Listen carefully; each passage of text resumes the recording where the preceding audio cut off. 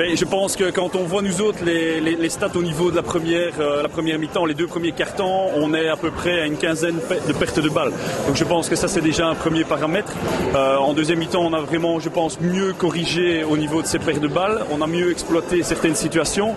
Ça c'est pour moi une première explication. Maintenant on a vu que c'était un match ultra défensif avec vraiment deux équipes qui étaient prêtes à attendre l'adversaire.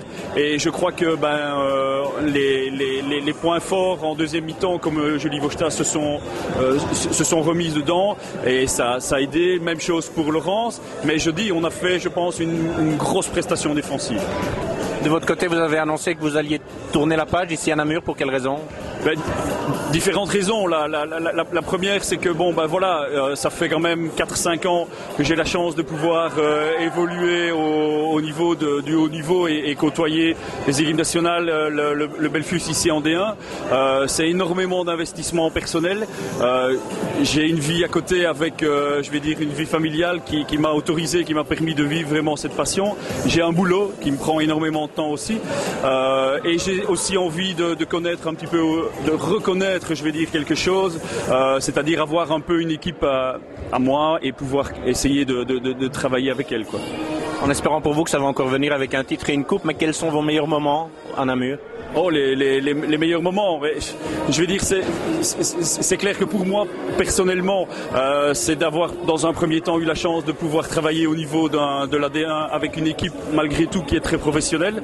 Ça, c'est une première chose. La chance d'avoir côtoyé des grands coachs, des gens qui m'ont appris énormément. Donc ça, c'est déjà 2 points positifs. Moi, maintenant, plus personnellement, je vais dire que ça fait partie un petit peu du job des assistants. J'ai dû suppléer 2 fois suite à un licenciement de Daniel et au départ anticipé de Didier. Donc je me suis retrouvé dans la situation où j'ai vécu des moments très intenses. Mais je vais dire que pour moi, ce que j'en retire le plus, c'est vraiment cette partie ici de championnat où j'ai mené l'équipe en championnat et je pense aider l'équipe du mieux que je pouvais avec un 8 sur 8 qui aide parce qu'on sait que l'importance d'une place de la pole position.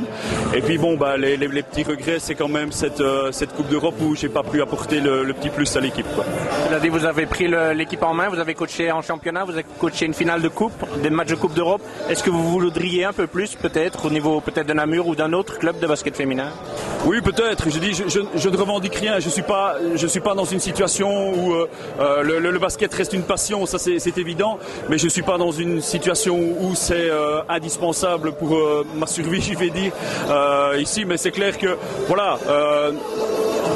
J'aime aussi les challenges, j'aime remettre en question, j'aime travailler. Donc si n'importe quelle proposition arrive, quelle qu'elle soit, je prendrai la peine de l'analyser et on verra.